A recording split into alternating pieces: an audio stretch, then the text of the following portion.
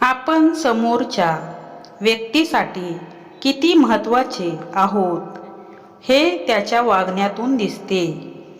तुम्ही ज्यांना मित्र समजता ते तुम्हाला किती व कसा वेळ देतो यातून तुम्ही स्वतःची लायकी समजून घेतली पाहिजे.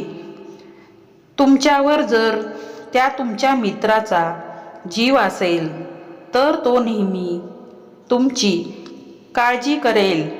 कितीही कामात असेल तरी तो तुम्हाला वेळ देईल. मात्र जर तो त्याच्यात मग्न असेल तर त्याला त्रास देऊ नका. त्याला त्याच्या आयुष्यात जगू द्या. तो त्याच्या गोतावळ्यात सुखी आहे. उगाच त्याचा तो आनंद हिरावून घेऊ नका.